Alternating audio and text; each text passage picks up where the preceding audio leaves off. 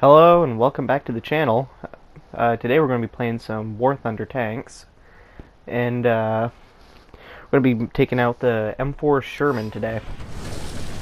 So, you wouldn't believe how hard it is to get viable content for the Sherman tanks. That's why I had two destroyed in the bar. So, it took me forever to get any type of content that's usable in the slightest. So actually, my last video, the Sherman fail video, that's all trying to make this video possible. I just died and died and died, and all like almost immediately. So this game is a lot better. So we're gonna follow this group of tanks up here because there's some Sherman 76s and that Stug up there. Here's that a Hetzer, I can't quite tell. Yeah, I think it's a Hetzer because Hetzer's gonna Hetz, but so I myself love them for Sherman. It's just trying to get back into using the Sherman, because I'm in Tier 4 US, Tier 4 Russians, late Tier 3 Germans, because I kind of stopped playing the Germans, and I'm at the beginnings of Tier 3 British, because I just came out, and really haven't been playing them either. So, every nation plays different. Every tank plays different. The Shermans, they have a great frontal slope, like it's par none, but the side armor is the weakest point on the Sherman. It's not the weakest, but it's bad. It's 38.1 millimeters thick, and on the back part you have all those great big gas tanks, and you have the engine. They blow up so easy. But right here you can see I'm engaging a whole group of T-34s and I believe a KV-1. So the Hetzer's up in front. Now, oh, there's a KV-1 right there.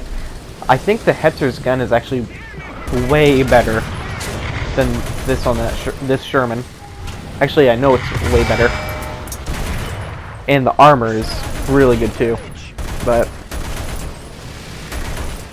so I'm trying to shoot that KV-1, which it's really just to try to drive it back, you know, or like track it so a Sherman with the 76 can knock it out, or even the Hetzer.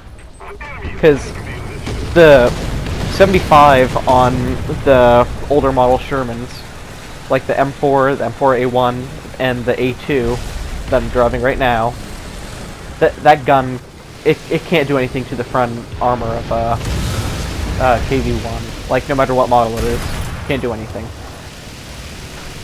I have taken out KV-2s from the front, though, but that's different because they have that big turret ring around the bottom of the turret. But, oh, speaking of the KV-2, this isn't recent, but this is just something that I've noticed. Since I've started playing, they've actually changed the hull of the KV-2. So the hull is actually a KV-1S hull, the same one that's used on the KV-85, and it actually makes the KV-2 actually a faster of a tank, but it also makes the armor easier to knock out. So it's kind of like a win-lose, I guess. You're faster, but you have less armor. That made the KV-2, and its armor and its gun. Don't forget about that gun. That made the KV-2 so devastating. But now it's kind of it doesn't have as big of a like breakthrough role as what it did. But anyway, back to the Shermans. So yeah, we gotta capture this point or we'll never win the game. Oh, yeah. I get hit. This part's actually in the video from yesterday. So this part made me mad. I was trying to get down into below the hill, but still in the cap, so I could cap and repair without this guy killing me. But with War Thunder, it'll if you press the button to use your extinguishers, it will lag you, or actually it's not lag, well it is lag, but it's called rubber banding. It'll rubber band you back to where you press the button even if you are farther. So that's something that really stinks. But see right here, that T-34, how it hit, just destroyed, because of how weak the side armor is. Like, you can't, like, overstate, well you can, but how weak the side armor is on a Sherman. Because you can get, like, oh, what's a good example? Okay, the M4A3E8, you know, the Sherman from the movie Fury, what Fury was, the Sherman with the 76mm gun and the HVSS suspension. That tank, it still has the exact same thickness of armor on the sides at Tier 4 as the M4 and the M4A1 and the M4A3 and all the other Shermans do at Tier 2. So, at Tier 2, you're going to be fighting light tanks, you're going to be fighting any type of tank, really.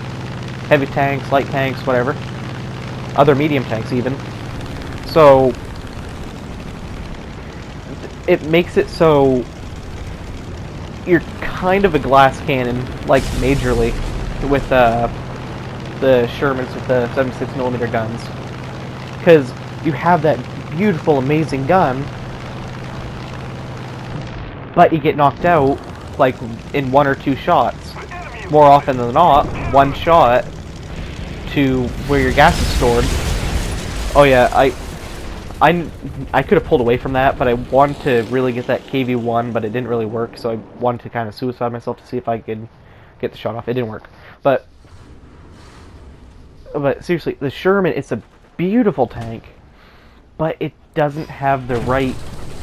It has the right everything to be a good medium tank, but it's not a brawler. It's more of a tank where, say if there's like an objective that has a couple tanks guarding it, you need like, oh, let's just say 5 to rush in. It's a rush tank. It's not really like a slow fight in. It's you gotta charge, you gotta get right in there. But it's hard to do that because it kind of, once you play the game for a while, all you think is cover, cover, cover, cover. Because you need cover to survive in this tank. But since a gun is so much so much less powerful than, like, say the one on the T-34 at the exact same tier, it makes it harder to do anything. Like, I could bounce shots on the front of a T-34, but yeah. Anyway, that's just all dribble. So the game's gonna end right here, pretty much. We win. I do okay in the Sherman, I guess. I died, but it only got actually 1 kill, but actually, yeah. So see ya. Thanks for watching. Please like and subscribe. Talk to you guys later.